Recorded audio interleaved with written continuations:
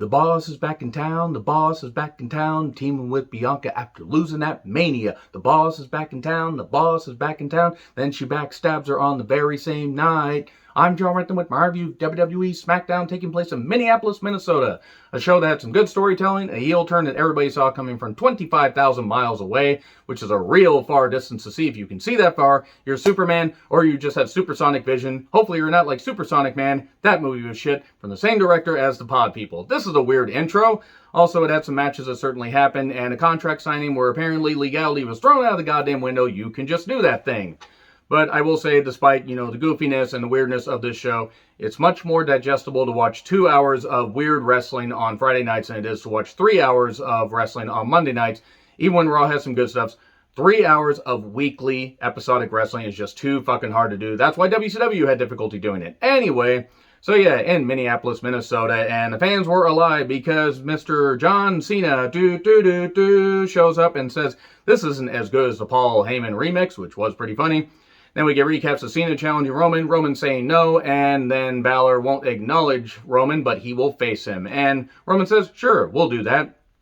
And then Roman referred to Cena as Mr. Missionary, and Cena says, well, if you can find someone who can make the missionary position work for 2 decades, you need to keep them in your life. That was pretty damn good stuff.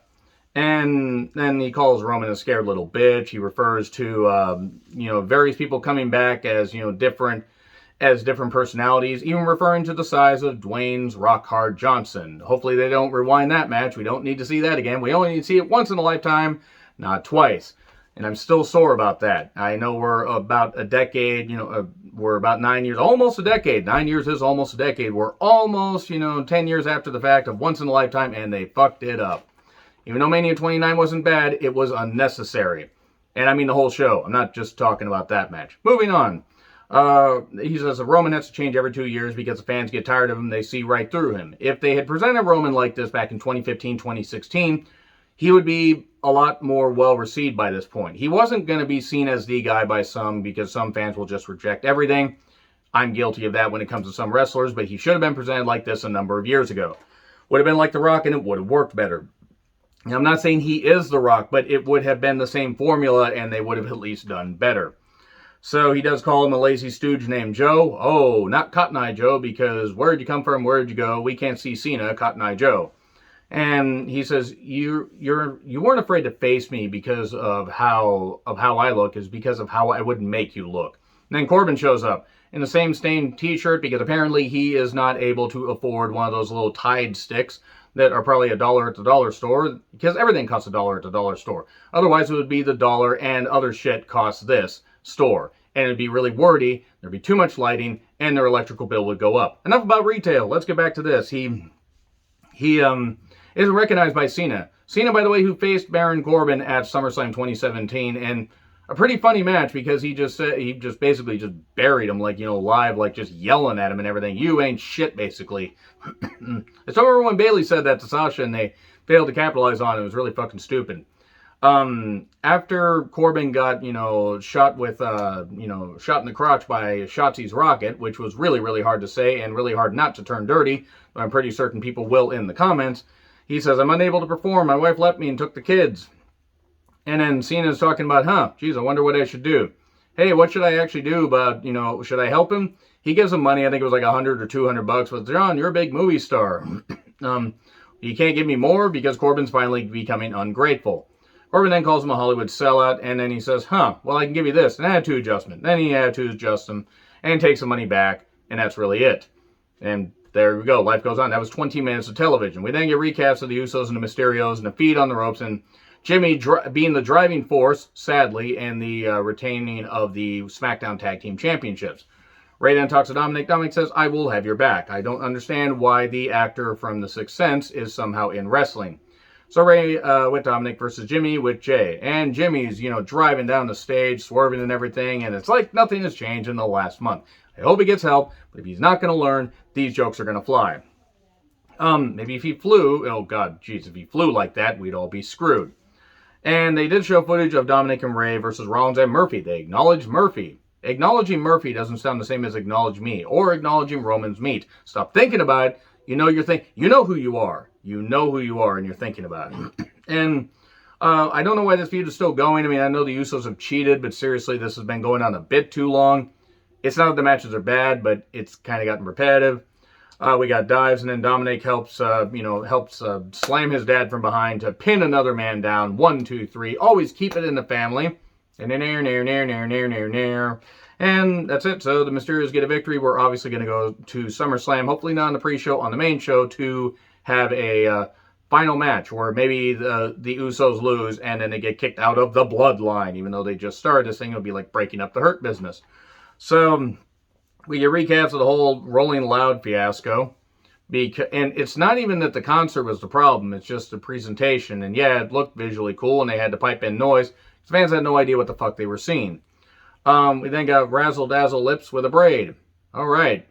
I don't know. The VR graphics are a little bit weird, but they pour a lot of money in this shit. Bianca celebrating 110 days as champion. And Kayla, her eyes are up there. Kayla was really staring at Bianca. I don't necessarily blame Kayla, because Kayla stares at whoever because Kayla is awesome. So why is Carmella here? I've been asking that for the past few years. I mean, credit to her for managing to stick around longer than Enzo and Cass, but she's not very good. Selena then shows up to challenge Bianca. And then they tag team her. Great. A minority being tag teamed by, well, 2 other minorities in Minnesota. News at 11. And then suddenly music hits. It's anti-vax time. And I'm going to make fun of Sasha for being anti-vax. I'm going to make fun of anybody else for being anti-vax. I got it, and guess what? I feel fine. I was insane before, and I'm more insane now. It's great. And it actually helps, vaccines actually help. There's a reason why a lot of diseases are eradicated. But anyway, yeah, Sasha helps her out, and we're going to get a tag team match later. Why is the 24/7 championship still happening? This has been 2+ years. It wasn't good before, hasn't been good since. And nothing against Reginald. Of course, Kayla was eyeing Reggie, who dropped his accent. Hey, wait a second. Weren't you supposed to be French? Weren't you supposed to be a Somalian? Wait, I think that's how it said just a second ago. Wait, Kofi, weren't you just Jamaican a second ago? You're just making me crazy with this booking. Reggie took on Gable with Otis. Man, Majin Buu looks weird. And then we get some flippy shit. It's 24/7 championship match. Otis stops Reggie from winning. Gable looks confused.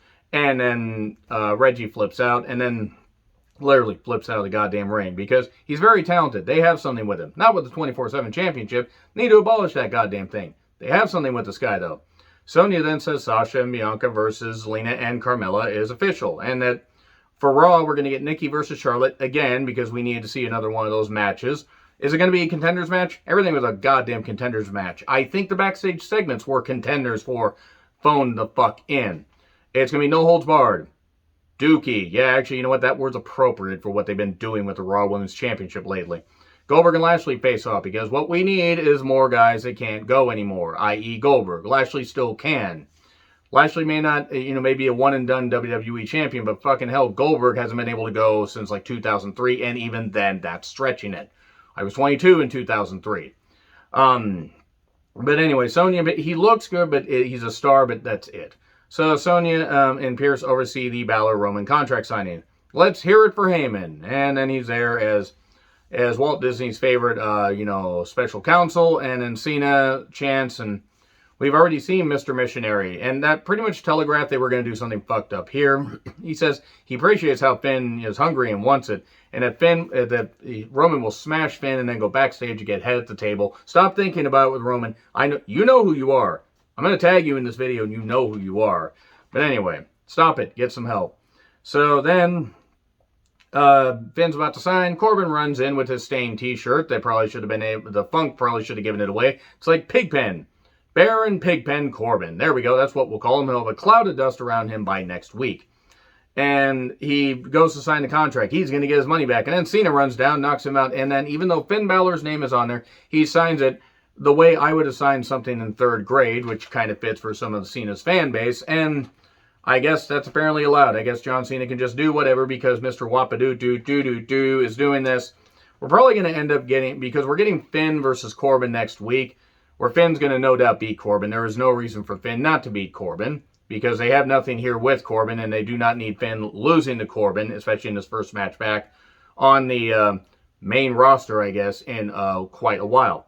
Also, what they need to do, they need to have, they need to not try to do a triple threat, but I have a feeling they will. They may have Finn screw over John Cena if they don't, but you got to have Finn in a premier match. I don't know where you slot him in, except maybe to take the pin here. And then that way you have Cena and Finn maybe at that MSG show, and then Cena vanishes to go back off to Hollywood and shows up again at Mania 38. I don't know how long he's going to be around. But Pierce and Sony have the contract. Heyman debates it and says, Cena's name is here, even though Balor's name's on the contract, that's good enough for me. They are terrible people, when it comes to running SmackDown. I mean, good God. And Pierce and Sony are not idiots, but they made them seem like idiots here. And then Pat going absolutely nuts for Nakamura's entrance, dancing because Pat McAfee is great. And Pat McAfee is certainly better on commentary than Michael Cole, who's really bad at his job.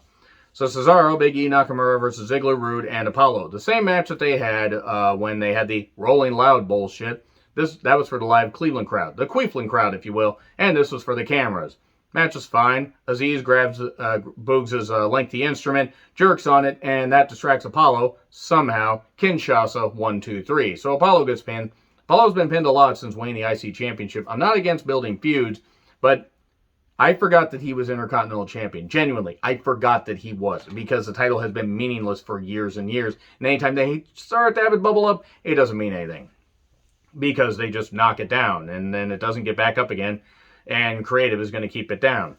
So we then get Edge and Rollins recaps into Edge getting a pop and then back from break. Why is Rollins in the ring? Where is Edge? Well, it turns out that right after they went to break, Rollins must have really fisted Edge hard from behind, because he went down. Whenever you get fisted hard enough from behind by another man, another woman, another whatever, you are going to, it doesn't matter. You could be fisted by a goddamn alien. You are going to go down. You are going to stay down. Always delete your search history. And then Rollins is crowing about the fact that he took out Edge. He hit him with a camera. And he knocks Edge, says, there's We Want Becky chance, because people do want Becky back. And we're eventually going to get Becky Lynch versus Bianca. It's going to be the Lynch Mob versus, I'm going to stop right there. And says, if I can't be the Universal Champion, then neither can Edge. Cementing the fact that Edge will probably beat Rollins at SummerSlam. But whatever. Zelina and Carmella get jobber entrances, and Banks, the anti-vaxxer that she is, team with Bianca against Carmella and Zelina. I'm not going to apologize for that, by the way. Sasha Stans can come at me in the comments, because she's talented as fuck. Be smart when it comes to science, though. Seriously. Fucking hell. So Bianca does show Sasha the power of weightlifting and of OxyClean and also vaccines by press slamming her onto Selena and Carmella outside, and then Sasha pays homage to Eddie with Three Amigos and the Frog Splash. Carmella fucks up the pin by basically blasting her right in the goddamn face, and then botches a whole lot because she is Carmella, and since she looks like the rejected stunt double that they had for the Final Destination 3 tanning bed scene, it's a wonder that she hasn't just crumbled in the fucking dust. It's like, oh no, Mr.